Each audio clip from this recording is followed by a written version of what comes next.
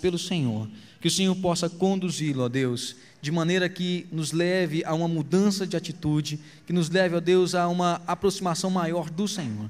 Deus, nós, enquanto igreja, o abençoamos e toda a sua família, em nome do Senhor Jesus. Amém e amém. Oi. Já tô falando aqui já. Graças a paz, igreja, amém? Ai. Opa, tá saindo até som até demais aqui já. Eu fico muito feliz de poder trazer a palavra, de poder compartilhar algo que Deus tem feito na minha vida e algo que eu creio que vai fortalecer a vida da igreja. Deus, assim, falou muito comigo nesse retiro. Depois de uma decisão que eu tomei, eu falei, olha, nesse retiro eu vou desligar o celular, eu não quero, vou deixar em casa, vou ir para lá exclusivamente para adorar a Deus e para receber de Deus. E foi bem isso que aconteceu, né? O Espírito Santo falou comigo de uma forma tremenda. Foi algo assim muito especial que eu acredito que a igreja toda viveu e que nos próximos, então, você não perca, né? Vá lá, vai estar com a gente quando a gente tiver um encontro também. A gente quer muito que vocês estejam lá. Aos visitantes que estão aqui também, sejam bem-vindos. É uma alegria muito grande vê-los aqui. Isso, Diego. Hoje nós vamos falar sobre confiança na provisão divina. Eu já estava pensando nesse tema há alguns dias e escutando uma pregação do pastor Luciano Subirá, um homem que é um homem de Deus, assim, o nome da palavra é necessidades supridas. Depois, se você quiser entrar na internet e baixar, é uma palavra poderosa, sabe? Falou muito comigo e baseado naquela palavra, eu senti uma direção do Espírito Santo de falar também um pouco sobre a confiança na provisão divina. Pode passar, Diego. Quem confia, se entrega, muda seu agir, renuncia às demais coisas para viver naquilo em que confia. Passa, Diego. Cadê a minha carriola, Erickson? Traz aí. Esse homem, o nome dele é Jim, o sobrenome dele eu não sei falar direito, mas é Doppler, uma coisa assim.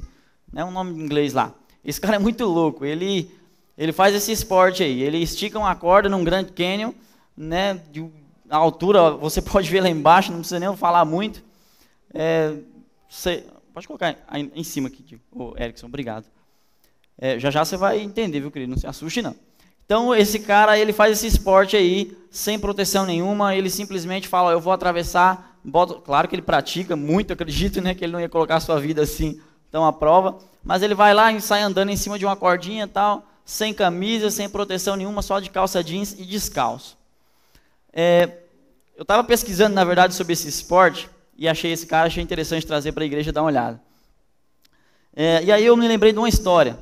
Um homem desses aí que faz um esporte doido desse aí falou assim, olha, eu vou fazer essa travessia aí, né? E aí chamou a mídia e tal, e chamou várias pessoas estavam ali para assistir o feito que ele ia, né, fazer lá, o feito que ele ia fazer, acho que não existe isso, o feito dele, o grande feito. Tá, e aí todo mundo ali, ele perguntou assim, olha, você acha que eu sou capaz de atravessar esse Grand Canyon aqui? E as pessoas, claro, você é bom, né? Nós confiamos que você vai conseguir sim. Aí ele falou assim, você é capaz de, você acredita, acho que nem era essa carriola, não, eu trouxe outra carriola, mas tudo bem, a carriola serve. E aí ele falou assim, você acredita que eu sou capaz de atravessar esse Grand Canyon do jeito que eu estou aqui e com mais uma carriola? Eu acredito. As pessoas e a pessoa que ele estava perguntando, claro que eu acredito, você é muito bom. E ele falou assim, então, sente-se dentro da carriola que nós vamos atravessar. Você acha que a pessoa foi? É claro que não. Ninguém é tolo bastante para fazer uma loucura dessa. Mas sabe, querido, que nós agimos dessa forma com Deus? Sabe que nós agimos dessa forma quando nós falamos sobre provisão divina? Nós falamos, olha Deus, nós te amamos, nós acreditamos em tudo que está na Bíblia, nós acreditamos nas suas palavras, nós acreditamos que o Senhor é um Deus provedor. Mas quando Deus fala assim, então entra aí dentro da carriola e vamos embora, vamos atravessar isso aqui. A gente nega, o falado nega fogo. A gente dá para trás. Porque falta a confiança. A confiança de que realmente Deus vai suprir as nossas necessidades. A confiança que a provisão divina nunca vai faltar. Querido, pode-se faltar muitas coisas na sua vida, mas a provisão divina, aquilo que vem de Deus, nunca vai faltar. Abra sua Bíblia, no livro de 1 Reis. 1 Reis, capítulo 17.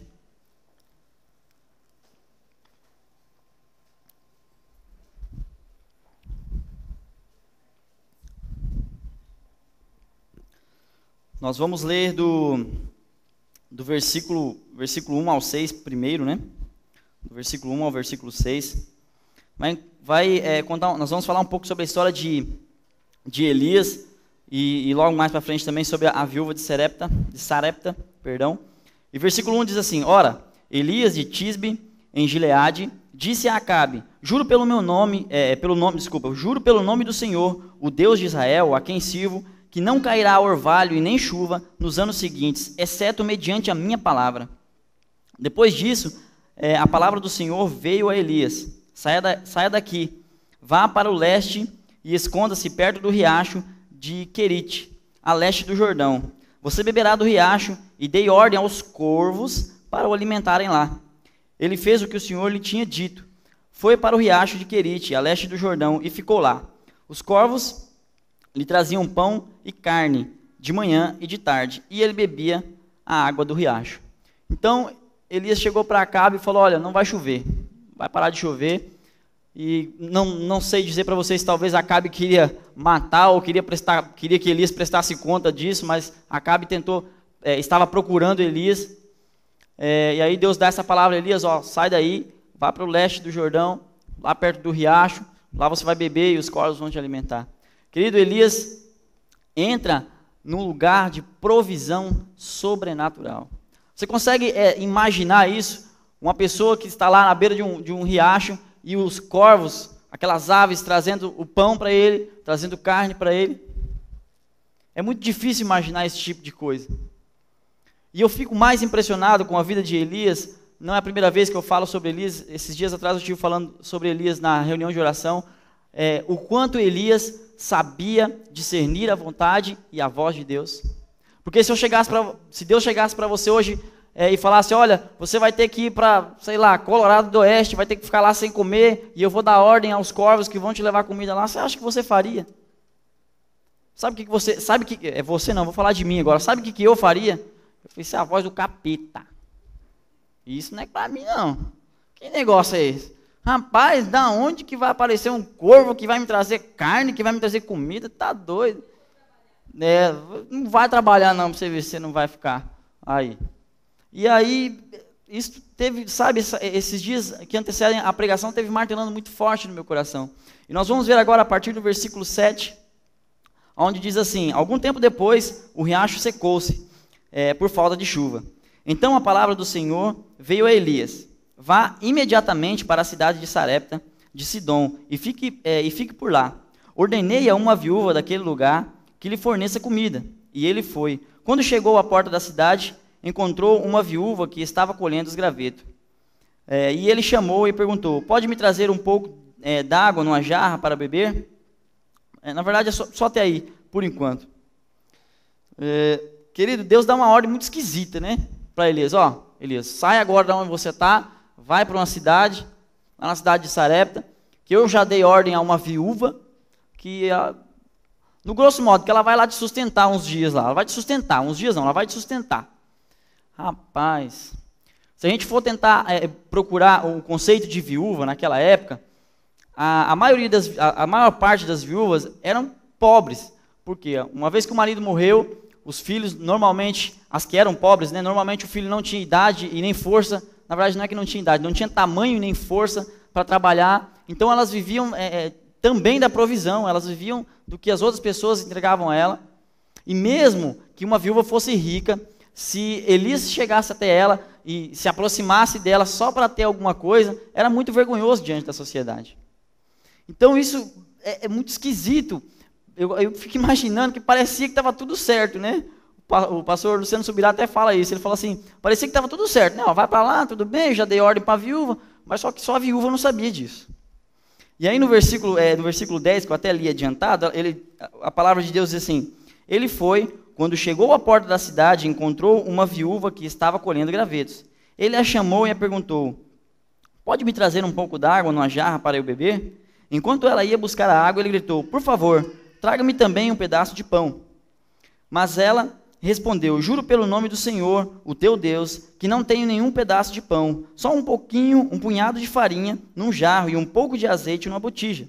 E estou colhendo uns 2 gravetos para levar para casa. e preparando uma refeição para mim e para meus filhos, para que comamos e morramos. Sabe o que ela estava fazendo nessa hora, querido? Estava preparando a saideira. Né? Ia comer ali, ela e o filho, né? E ia esperar a morte chegar. Se ninguém viesse trazer comida, era isso que ia acontecer.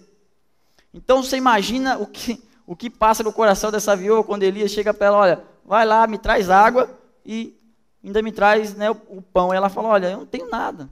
O que eu tenho dá malemar para mim e para o meu filho. Nós vamos fazer isso aqui e vamos morrer. E se você continuar lendo no versículo 13, diz assim, Elias, porém, lhe disse, não tenha medo, vá para casa e faça o que te disse. Mas primeiro faça um pequeno bolo com o que você tem e traga para mim. E depois faça algo para você e seu filho. Cara, cá para nós. O cara chegou para a mulher e falou, agora vai lá, me traz um pouquinho. Ela falou, não tenho, o que tenho eu vou dar para mim, para meu filho, vou morrer. E o cara fala assim, primeiro você vai fazer o seguinte, dá para mim. Quer dizer, vamos pensar, se ela tivesse para ela, para o filho e para ele, naturalmente o que ela ia fazer? Não, eu vou dar para ele não, eu vou esperar, então vou garantir a janta, né, para mim não morrer. Então Elias dá uma ordem, um pedido para essa mulher que parece uma loucura. Parece uma loucura. Não quis nem saber daquela história de primeiras mulheres com criança, né, ele queria primeiro para ele. E aí vamos continuar lendo. Versículo 14. Assim diz o Senhor, o Deus de Israel, a farinha na vasilha não se acabará, e o azeite na botija não se secará até o dia em que o Senhor fizer fazer chover sobre a terra.